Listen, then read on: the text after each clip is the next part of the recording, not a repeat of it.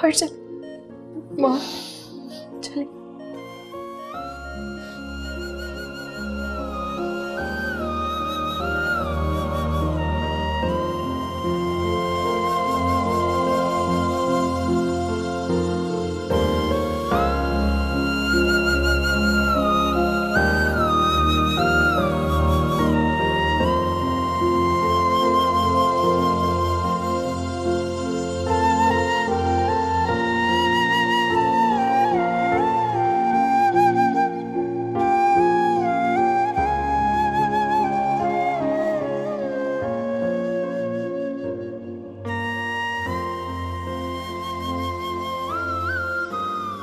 सारा,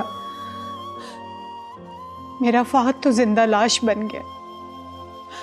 मुझे समझ में नहीं आ रहा कि क्या हो रहा है। डॉक्टर्स क्या कहते थे, क्या मसला है, क्यों ठीक नहीं हो रहा? जब से उसकी ये हालत हुई है, मुझे तो कुछ समझ में नहीं आ रहा। मेरा दिमाग ही काम नहीं कर रहा। मुझे बस एक ही फिक्र है, किसी तरह से मेरा फहद ठीक हो जाए। मैं तो सिर्फ इस बात का शुक्र अदा कर रही हूँ कि एटलीस्ट अल्लाह ताला ने मेरे शौहर की जान तो बचा ली है। मगर वो बोल क्यों नहीं रहा? क्यों ऐसे लेटा हुआ है? वो बात क्यों नहीं कर रहा मुझसे? डॉक्टर्स कहते हैं कि गोली बिल्कुल दिल के पास लगी थी। उसका ब्लड सर्कुलेशन का प्रोसेस बहुत डैमेज हुआ है मॉम। वो लोग कह रहे थे कि उन्होंने जितनी कोशिश करनी थी कर ली, अब आगे सिर्फ दुआएं उसकी जान बचा सकती है।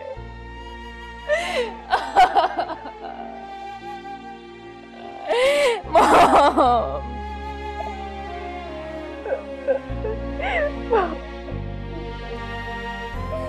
आंटी हौसला करें। क्यों आई हो तुम यहाँ पे? दूर हो जाओ मेरी नजरों से। जैसे ही तुम आई हो, हमारे घर पे कयामत टूट पड़ी। मेरा बच्चा इस हाल को पहुंच गया। क्या चाहती हो तुम हमसे? मैं मर जाऊं, ये मर जाए, ये घर खत्म हो जाए और तुम बस राज करो, यही चाहती हो ना? इस नहुसत की देवी को आपने घर पे सजा के क्यों रखा है मॉम? मैंने आपको पहले तो नहीं कहा था कि इसको निकाल के घर से बाहर फेंक दे? नहीं नहीं, ये मेरी खुशियां खाने के लिए आई है।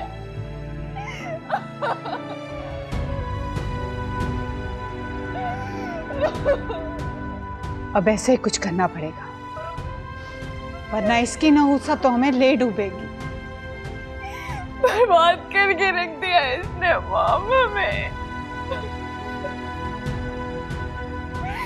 तुम फिक्र मत करो ज़ारा, मैं अपने फहद को किसी और स्पेशलिस्ट को दिखाऊंगी। बाहर ले जाना पड़े तो मैं बाहर भी ले जाऊंगी उसे।